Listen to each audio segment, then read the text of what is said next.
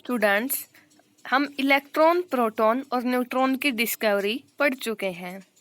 इनकी discovery complete करने के बाद हम कुछ बेसिक पॉइंट्स देख लेते हैं इनके बारे में। तो सबसे पहले है इलेक्ट्रॉन की डिस्कवरी किसने की। हम ये पढ़ेंगे इलेक्ट्रॉन, प्रोटॉन और न्यूट्रॉन की डिस्कवरी किसने की थी। इलेक्ट्रॉन, प्रोटॉन, न्यूट्रॉन का चार्जेज और मास कितना होता है।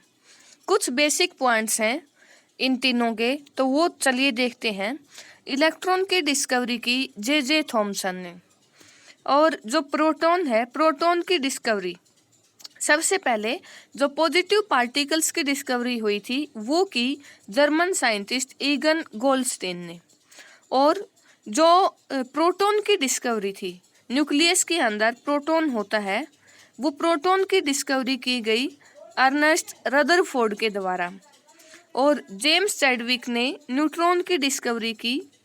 तो सबसे पहले इलेक्ट्रॉन की डिस्कवरी किसने की? जे थॉमसन ने 1897 में।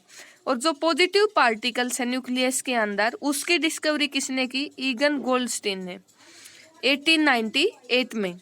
और जो प्रोटॉन है, पॉजिटिव पार्टिकल्स को ही बाद में प्रोटॉन का नाम दिया गया था। प्रोटॉन की डिस्कवरी किसने की? अर्नेस्ट रदरफोर्ड साइंटिस्ट ने। एंड जो न्यूट्रॉन की डिस्कवरी है वो किसने की? जेम्स चैडविक ने 1932 में। और स्टूडेंट्स, उसके बाद जैसे न्यूट्रॉन को कैसे रिप्रेजेंट किया जाता है, ऐसे एन और उसके ऊपर डॉट। और प्रोटॉन को कैसे रिप्रेजेंट किया जाता है? P positive. और इलेक्ट्रॉन को ई नेगेटिव। और जो लोकेशन है वो देख लेते हैं। जो न्यूट्रॉन और प्रोटॉन होते हैं वो इनसाइड द न्यूक्लियस होते हैं, न्यूक्लियस के अंदर होते हैं। और जो इलेक्ट्रॉन होते हैं, इलेक्ट्रॉन क्लाउड इन energy level, electron energy level के अंदर होते हैं और rotate around the nucleus, nucleus के अराउंड रोटेट करते हैं। और जो न्यूट्रॉन का मास होता है वो कितना? 1 एटॉमिक मास यूनिट, 1 AMU भी बोल सकते हो।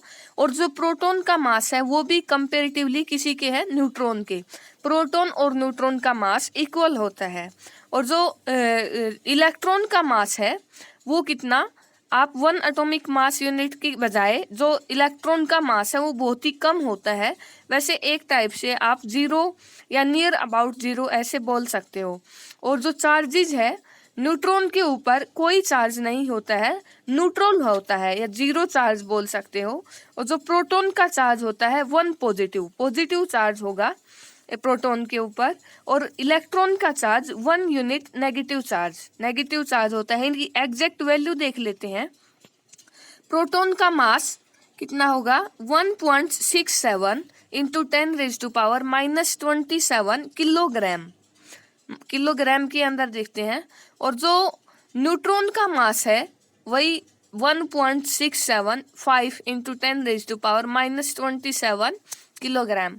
और जो इलेक्ट्रॉन का मास है वो है 9.1 इंटू 10⁻31 किलोग्राम। और चार्जेस की बात करते हैं तो जो इलेक्ट्रॉन और प्रोटॉन का जो चार्जेस है वो मैग्नीट्यूड में सेम होता है। और जो नेगेटिव या पॉजिटिव का डिफरेंस होता है, प्रोटॉन के ऊपर होता है पॉजिटिव चार्ज एंड इलेक्ट्रॉन के ऊपर होता है नेगेटिव चार्ज। और मैग्नीट्यूड में वैल्यू क्या रहेगी? Same, 1.602 into 10⁻⁻19 coulomb. और ऐसे ही इलेक्ट्रॉन का -1.6 इंटू 10⁻⁻19 कूलाम। और प्रोटॉन का यहाँ पे प्लस आ जाएगा, वैल्यू सेम रहेगी। और न्यूट्रॉन का चार्ज 0 चार्ज, न्यूट्रल होता है। जो रिलेटिव मास है अभी पढ़ा, जो प्रोटॉन और न्यूट्रॉन का 1 एटॉमिक मास यूनिट। और जो इलेक्ट्रॉन का मास होता है वो 1 के अपॉन में अगर 1836 करते हैं तो इलेक्ट्रॉन का मास आता है। तो प्रोटॉन और न्यूट्रॉन का मास तो क्या रहा? कंपैरेटिवली रहा।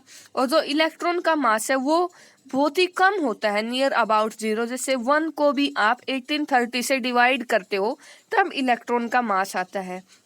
और चार्जेस हम पढ़ चुके, प्रोटॉन के ऊपर +1 charge, 1 unit positive charge, electron के ऊपर 1 यूनिट नेगेटिव चार्ज और न्यूट्रॉन के ऊपर 0 चार्ज होता है।